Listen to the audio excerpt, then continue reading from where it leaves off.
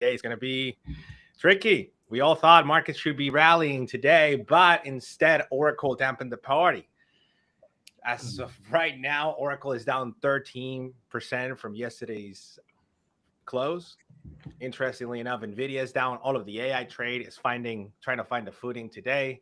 We are seeing a little bit of moves to Visa, Eli Lilly, Costco, PG, Netflix, maybe the laggers of the last couple of weeks. But again, it's interesting the fact that we got the catalyst was positive or at least neutral in a sense, but then right after market we got the Oracle results. The market gave away all of the gains, and then further than that, I woke up this morning and I saw red markets all throughout. Again, welcome to the life of an investor. Sometimes it goes up and sometimes it goes down. This time it decided to go down. It does feel very similar to the NVIDIA sort of day where we got the positive catalyst, but at least we're getting it early. It was apparently the Asian session that sort of like started this, like the continuous decline. I'm not sure how the market closed, the post-market. So something we're going to be paying attention to. We're going to discuss in today's episode a couple of things. So get ready, because we're going to be discussing what happened with the Fed yesterday, the FOMC, what was the decision, how we're incorporating that into our thesis, and Oracle. Is the AI trade over? Is it time to start sort of pivoting towards the rest of the stack? In today's episode of Market Buzz, we're going to find out. I'm here with Dimitris, Mimi, Timothy, and myself, Nestor Mendoza.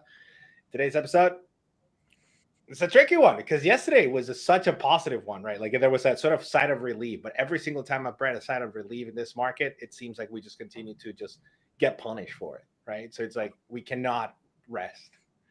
Catch a break. Yeah. So what are your thoughts? What do you guys want to talk about first? Are we talking about the FOMC? Dimitris, you want to do a little summary of what we had yesterday now that... Yeah. What did he say? What did Powell say? So I expected to be a hawkish cut, and that wasn't the case. We got the cut, but it was in a neutral tone from the chairman, and but non-committal for the future, not promising or not drawing red lines of what is to come in the next year. I think the market liked it. The market reacted well to it. I don't know if it's Oracle that dropped the ball after the market closed. I'm not sure. Like one day after the FOMC, the market goes down a little bit. I mean, is this a big deal? Not to me. But the FOMC meeting overall was great. What? That sounded like freaking It's the really sirens. Sorry, Dimitris, go. So I don't think it's the Oracle that dropped the ball yesterday. Oracle just proved what they are. They are not the high-level tech company, because the high-level tech companies like NVIDIA is not just the chips. Is that they report earnings after earnings after earnings, like 13 of the last 14 beating top and bottom lines. That's what dictates high P ratio and a $5 trillion valuation. If you can't report back-to-back beats, then you don't belong with the club, with the big boys. Okay, so let's call that what it is.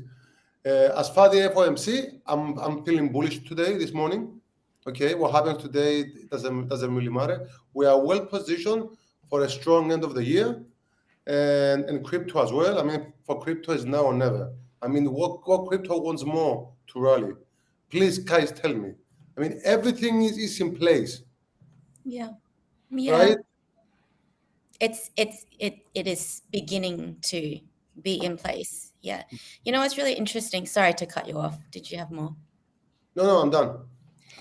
What's really interesting is that as I was finishing the stream with you guys, and you were like, I'm going to put you in the background, I was looking at Bitcoin and how Bitcoin reacted. And Bitcoin, I was saying to my community, it really needs to break that 94,000. And, you know, we've got to take into consideration TAs, macro, everything else. and it got rejected at that level, and that was like the third time. And I was already not on stream anymore, and I was actually typing in the chat, and I said it's a bit worrying that Bitcoin just got rejected there. And I just said, no, I'll just talk about it tomorrow. So I woke up and it was back down at the time below 90,000, and I wasn't surprised. But in saying that, it was good to see the Russell 2000 breakout to all-time highs. Obviously, it almost took back all those gains. Then it's come back up halfway since then, which is still great to see. I think that I've been thinking about this all day in terms of the FOMC, and the FOMC went as I had expected it to. I did go into it fairly positive. I did actually feel that markets would react, particularly crypto would react well. We would feel risk on sentiment. And then obviously, when I woke up, all those gains were pretty much taken back. And so then, Oracle somewhat missed in terms of their cloud earnings. I'm told. I didn't really look into that specifically. And then I saw Oracle down 12%. I'm like, is this another knee-jerk reaction in terms of AI? So thinking about it all day, and I thought, thinking about all these other theories, is the market also pricing in? And I'm just opening up the discussion. Is the market also pricing in the one cut? Was it that there was an insinuation that there would just be one cut or less cuts next year? So yeah, a little bit, right? Like they're saying, like I think the median was saying that there's only going to be a one cut based on, but I could be wrong about this. No, based on the projections, by the end of 2026, the federal funds rate will be 3.4%. So that suggests that we're only going to get one rate cut from where we are now. Yeah. So that's. I disagree with that. I think we're going to get more. Yeah, we're going to get more. The thing is they can't go in and just say, hey, we're in a cutting cycle. They just can't do that. Yeah. Then the market will act like they already are at the bottom of that cutting cycle. Mm-hmm. So they're taking it slowly. They're slowly getting down the gears to potentially get that soft landing. Again, we just don't know. We have to see what the data entails. We know that the November data got a little bit dismissed. December data is going to be more important. So January, this gets shifted to January, the catalyst. Again, we're going to have to wait and see. But the story continues. The story remains. We still have to get the data. This is just one of the catalysts that leaves the sort of like wall of worry, at least for now. And then we allow our sales to get the data. Timothy, what are your thoughts from yesterday? Well, because I know you were paying a little bit of attention, but what are you seeing? So when I look at history, we just know that whenever they cut rates, it's bullish for stocks, bullish for risk on assets. Just know that every market goes into some corrections, and when you look at the chart of the S&P, it's been a while since it has tested that 200 moving average. I can pull up the chart, so let me go to SPX and put on the 200 moving average on the daily. And usually we do see the market testing the 200 moving average during volatile years, and we haven't seen that since April. So my base case is still that the market should continue higher in December, but 2026 is a mid-election year, which is comparable to all the other mid-election years. Not bearish, but the most bearish of all 4 years. So the average drawdown is around 17%. So 17% from the levels we are right now takes us way below the 200 moving average, takes us around 5,700 points, and this would still be a normal correction. Okay, so this is not even a bear market.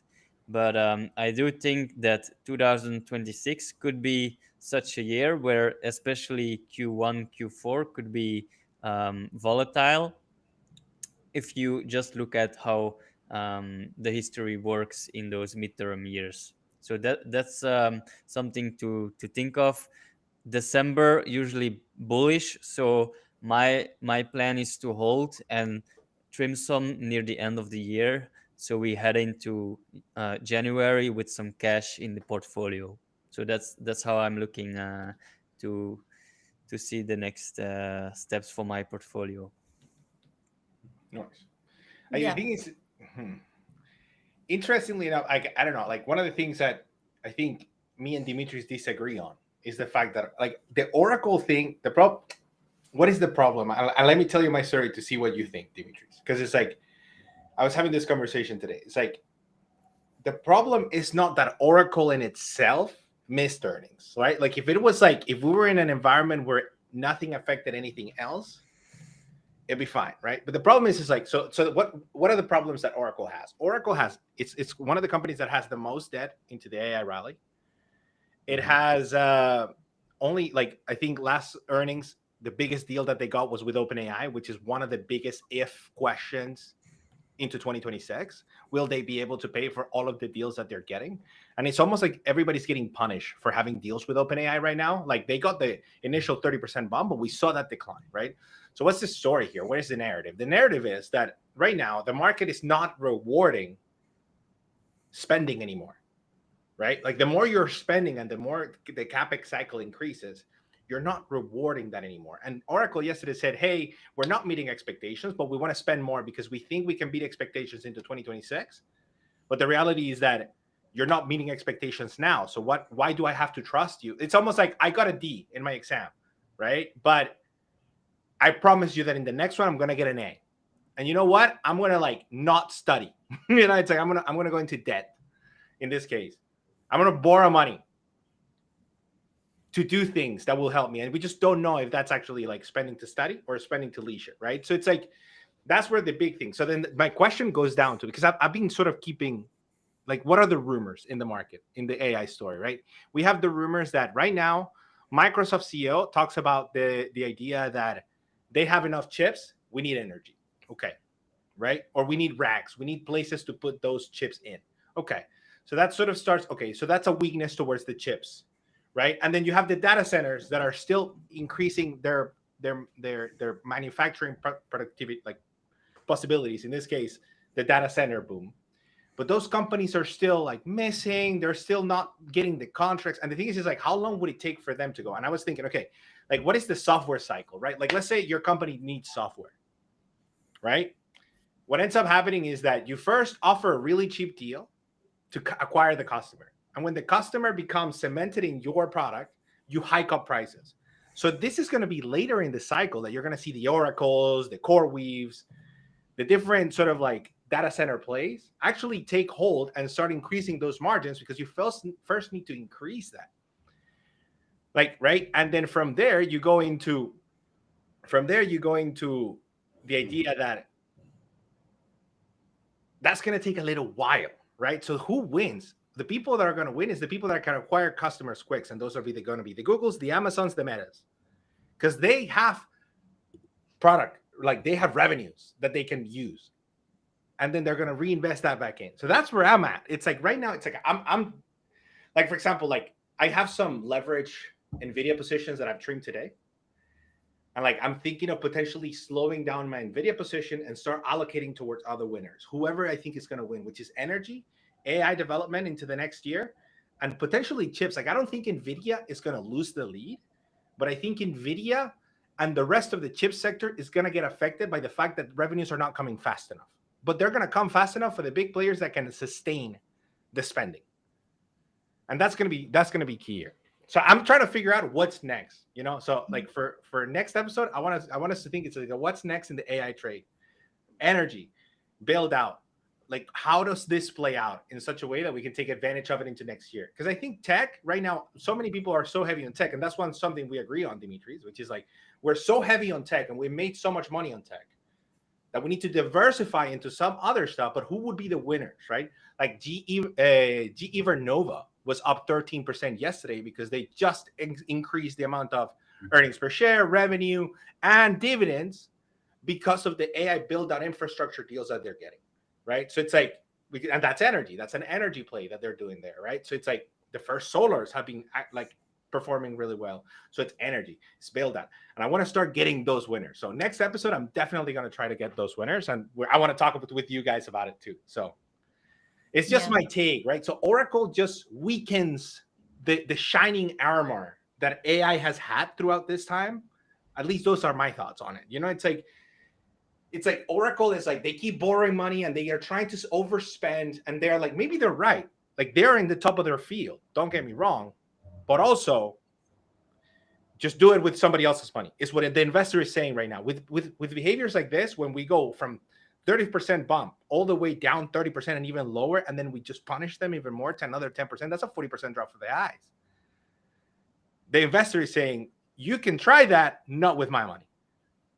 You know, so then I wonder, it's like, then how many other people, because we're seeing weakness in NVIDIA, and like, we're not going to see like the same weakness in NVIDIA and AMD and all of the players, but we're seeing some weakness in the whole sector. And that's key. You know, like if you are to show, like, let me show the heat map. So that's where I'm like, it's kind of like, I'm still sort of like, and again, this is not set in stone, but it's like look at it, right? What? Like, now is maybe a bit too soon to think about which company is going to be the next winner. But if you're thinking about, energy is going to be the next AI trade, and thinking about long-term winners being nuclear energy, natural gas, or utilities with unregulated power plants, then maybe investing in ETFs at this time is better, and wait and see how the stocks perform, because most of them aren't consistently profitable, or like the market mode. They lack the dominance. So I would say investing in specific ETFs with those characteristics can still help you to gain some profit on the AI winners. Like, you have ETFs focused on AI and power infrastructure, like APO. And then you have also the ETF of Van Eck, specifically for uranium and nuclear energy, NLR. So those are two ETFs that focuses on a lot of energy within the AI space. So my point is, it's really hard to find the winners right now because it's really unclear. But maybe in a few years it will be more clear. Like, at the beginning, I did the same with AI tech. Like, I wasn't investing in NVIDIA or Broadcom, but I was investing in AI ETFs. And then when it became more clear, I shifted into more picking stocks instead. No, the thing is like, for example, like, I'm bullish on like renewables, even though Trump is not. I'm super bullish on like solar more than wind. When it comes to nuclear, I think that there's still like hiccups that they're gonna have to get through in order for us to kind of like, they need to still figure out the technology. They still need to figure out the implementation, regulation, all of that stuff. And something bad happens, these companies are gonna take a massive hit. So that's where I'm sort of in, like, I'm like, who's, because the thing is, it's like a lot of people put in money into like nuclear companies too that are like, that didn't have any revenues, right? And it's like, you have companies like First Solar that have solid revenues, solid sales, solid money coming in, and they are valued less, even though the demand for energy will happen. Like, I want to pay attention, like energy, like the Exxon Mobiles, like the Chevrons, right? Oil. Like, if oil, like if let's say, let's play out this story. Energy is going to be needed. We're going to need energy. Where's oil going to be in the next year, 2 years, 3 years? Are we going to still be in the lows? Like, oil doesn't like staying at the lows for too long, right? We are seeing that the Saudis are printing in a sense, right? But the reality is like, how long can we stay here? So that's something I want to talk, like, I want to develop, you know what I mean? Like, potentially next episode, if we can come up with something where it's like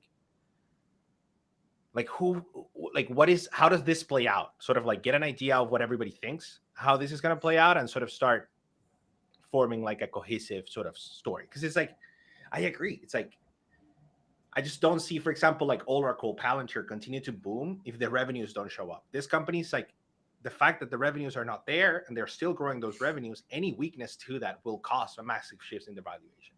So just a thought, you know. Yeah. I don't know. It's been on my brain the whole morning. So that's what's on my desk. Yeah. What are you Every guys? day, pretty much every day. I mean, Yeah. like for sure. Like I mean, every day I think about this. Like it's just really growing pains for the AI industry. You know, the whole fear about the bubble, but it's really just growing pains. And next year, I do obviously see a lot of volatility still, but there's still going to be a lot of winners. There will be a lot of winners. It's just pinpointing exactly where that will be. I mean, I had a discussion with you, Nesta, about Bloom Energy, which is another AI energy play, which I will look into more and then present that in the next whenever we start talking about it. But yeah, I think that just going back to, you know, after post FOMC, it was just so evident that despite, you know, a non-hawkish, like a neutral, slight tones of dovish FOMC, it wasn't enough, because it's just, for me, it just goes to show there's so much. The Fed just cut blind, right? And thinking about it more, I know we talked about it yesterday, there's the chances of them cutting it in January, like why would they do it again without solid data?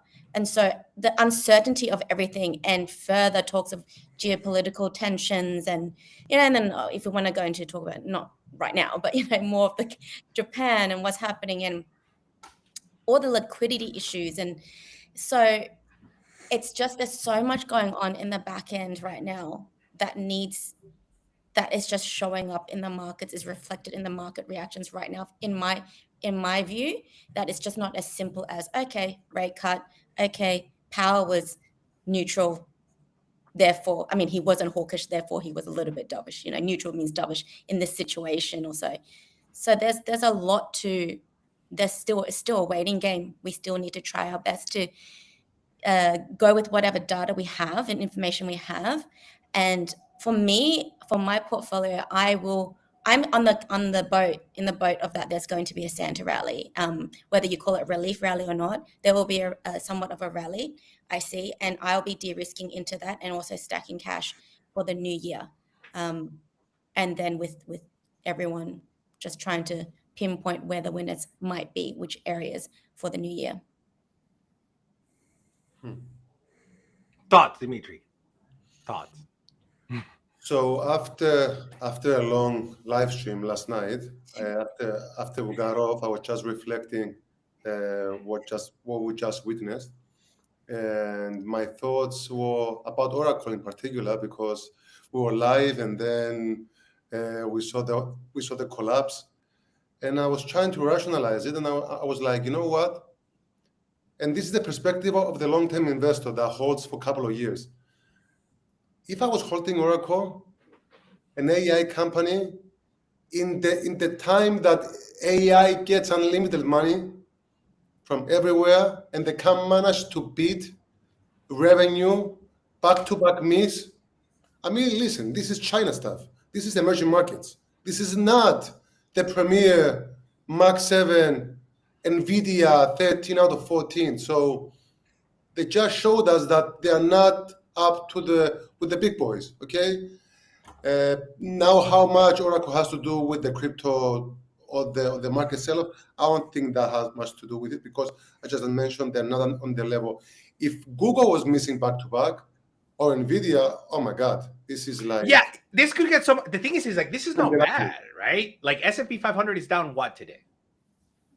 Right? Like, this is like we are back to where we were yesterday. It's just a regular day. Yeah. S&P is like 1% of the all-time high, so we're still high. It adds to the fear. Yes. All I'm saying is just like, it's like the reason we gave away all of the gains from yesterday and the euphoria from the FOMC was just like, okay, that's done. Now the AI trade is here. Now we're like, okay, what's happening? And it just, the thing is just like, we are likely to see big money potentially chased into the year end. Like, again, I'm bullish for year end, but I'm like, it's like, because it's funny, you know, it's like, let me ask you this, Dimitri, just to get a full read on everybody. Yeah. If we get a rally, do you sell and then rebalance? I'm assuming if we get a rally, the tech rally is going to be stronger than the rest of them. Yeah. I'm gonna start selling across the board on tech. Okay, you see? So I'm in the same boat. The thing is we are all in agreement on the fact that if the market rallies, we will de-risk. And I bet you we're not the only ones. So the big question here is, what if we're just getting front run? Okay. So all of us, we are sitting on a lot of capital gains on most tech. We didn't buy yesterday or last week, and we're going to make a 10% profit. No, it's years. We're going to take a 60, 70, 80% profit on some positions. So you can't say most people are in our position, because most people, they buy the 2% dip and they sell with 3% profit. That's not who we are. Now, a lot of people have the plan, but let's see who is going to sell when everything rallies and your grandma is asking you about NVDA.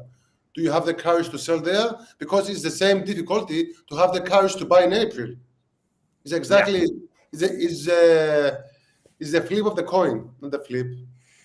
You know the what other I mean? side, the other side of the coin. The side of the coin is like extremely difficult as well. Perhaps more difficult because you can close your nose and buy the dip and buy like the 10% discount, but sell knowing that it might go up 20 more %. So what people say they will do and what they actually do are two different. It's different. Yeah. Okay. Let me say one more thing about the Fed, about Jay Powell, because I was last night. You know what? Jay Powell last night was like a parent that promised his kids he's going to take them to the park, right? But not telling them the final yes and when. Because if he does, they're not going to do anything else. They're just going to wait to go to the park. So that was the Jay Powell of last night. We're going to get cuts, but we're not going to know. It's going to be a surprise. Yeah. Oh, man. Yo, did anybody pay attention to the Adobe earnings? No, did you? I was with you, yeah. Yeah.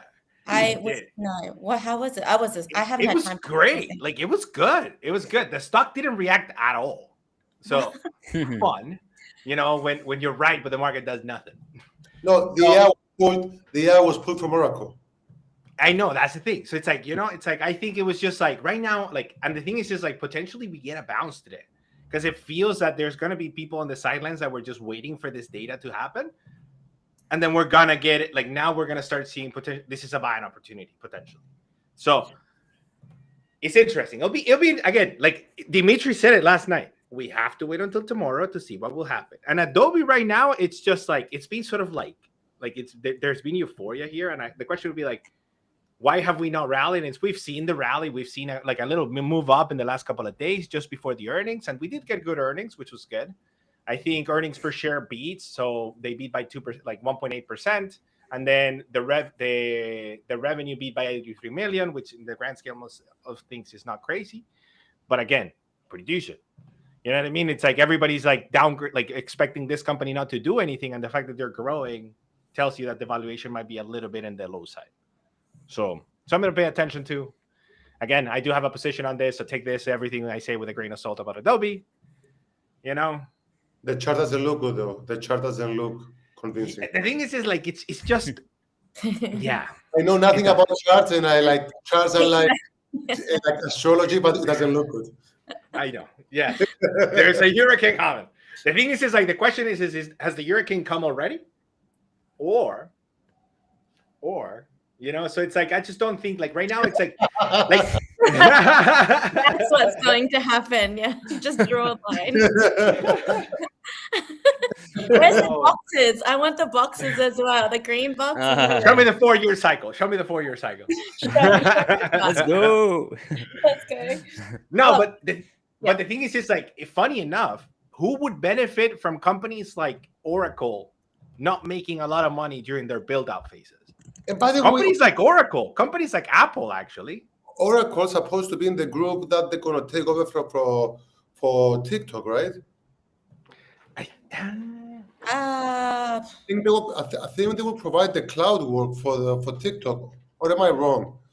I'm not sure. Not sure. Yeah. Let's ask we'll look into that. But I wouldn't be surprised. Yeah. TikTok U.S. operations are being taken over by the consortium of American investors led by Oracle, Silver Lake, and Abu Dhabi's MGX. And they can't manage to beat revenue. It's still gonna take time. The thing is just like, look, like the thing is just like these companies are sneaky. So what they do is they make you put all of your infrastructure in the cloud, and then they're like, hey, we know you're making money, so we're just gonna put your prices up. And then what can you do? And then that's pure profit for them. So then at the beginning they're gonna take a hit, but then they just grow into it. Like look at how Microsoft does it, right? Like Microsoft is just like, hey, we're gonna sell you Copilot, and it's like we don't want Copilot. And it's like I don't care. You're gonna get Copilot, and you're gonna have to pay me $5 more. So otherwise, you don't get the whole party. And it's like Adobe is sort of the same thing. And Adobe said Firefly is going really well.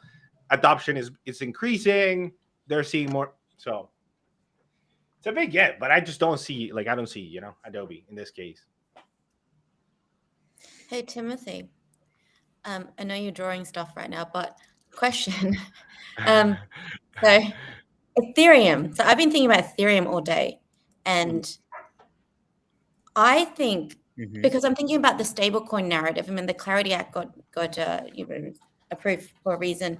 Governments are wanting everyone to adopt stablecoins, and so Ethereum is going to really benefit from that. So in 2026, right? Should Bitcoin look? Let's say the high is in, it will print a lower high. Can you see a scenario where Bitcoin prints that lower high and it doesn't make all-time highs just yet? Ethereum can still make new all-time highs in that environment? Yeah, it did the same thing last year, so it's definitely an option. What I don't like about Ethereum is that it had the chance to just hold this important level here, but it broke all through. So Yeah, it has a lot of work here to do, but it's certainly possible. And we saw the Ethereum versus Bitcoin chart last week as well. And since testing support, it had a nice bounce, and in my opinion, it still has some room to go higher. That means even if Bitcoin goes higher, you can see Ethereum move even more, so outperform. So yeah, I definitely see a world where Ethereum makes in another high, all-time high, while Bitcoin doesn't. But I'm also only bullish on Ethereum and not so much on the other altcoins, because if you look at all the altcoins versus Ethereum, so Solana, BNB, XRP, they are losing a lot of gains against Ethereum here in the last 3 weeks. And I can see it come down to this support level again for all altcoins. So that means that Ethereum is gonna outperform Bitcoin, but also most altcoins. And that's usually a sign you see in the near the end of the cycle. That's how it's been last times. All right, guys. Yeah. Anything? Anything No. else you I guys was just wanna going to talk say, I about? think Ethereum's going to do really well next year. But yeah, that's just what I do. Okay, something interesting. So the dates next week that they're like important, we have to wait for the 16th and the 18th. Yes. So assuming nothing goes wrong on the 16th and the 18th, Yes. we get the Santa Claus rally, because the Santa Claus rally technically is the last 5 trading days of December and the first 2 of January. So how many trading days after the 18th remain within the year? Are you testing us? It's about 7 days. Yeah, it's about 7 days now, because we got Yeah. 19, 20, and then 23rd to 27. No, The market open on the 31st? No. don't count the 19th. 20 is Saturday, 21st is Sunday. So basically the following week, which is Christmas, it's a holiday. So we can get an actual Santa Claus rally those 5 days. And What? I remember years that those 5 days gave like a 3% for the S&P. We're also going to take into consideration the fact that on the 19th is Triple Witching Day. I think. 19th is it's Saturday, no? Let me have it. No. 19th is a Friday. 19th. 19th is a Friday. So When's the 16th and the 18th are the data we're waiting next week, or Yeah. I think it was 16th is Tuesday, 18th is a Thursday. Yeah, so we get triple witching day. We get options, contracts ending, we get futures, we get all of that crashing on the 19th. So it's like, if the data is bad, oh my God, if the data is bad. The following Which is week, coming to town. no, the following week, not this coming week, the following is where the action will be. Yeah. Yeah. Perhaps the market is waiting for the last obstacle, perhaps, just in case we get a surprise. I don't think we're getting a surprise. So you're talking about like the 22nd, which is a Monday, from the 22nd onwards? Yes. Okay. Yeah. 22nd. Christmas is on a Thursday, 25th. Yes. That's a holiday. And the day after it's a holiday? Friday is a holiday. And then you have 29th, Monday, 30th, 31. All right. I'll put you in the Yes. back. Bye, Timothy. Thanks so much. Timothy. So those days, it should be, we should get the Santa Claus rally, like the most technical, the last 5 days and the first two. I don't see any reason why not. Yeah. No, I don't either. I don't either. And perhaps, let me make a statement. This is, if you're looking to buy the dip, this is the dip to buy. I think it's an interesting opportunity to buy here, because it feels like this could be traders exiting their positions. Mm-hmm. Like UK market bought both Monday and Tuesday. This is a trade, though. This is a trade. This is not an investment. This is a trade. Yeah. I was going to ask. Yeah. This is a trade, not, don't go like 10% of your portfolio on NVDA right here. It's not wise. But if you want to do a trade, this is the dip to buy. Yeah. All right, guys. Yeah. I think that's it. So, no financial advice. Don't forget to check out our portfolios down below.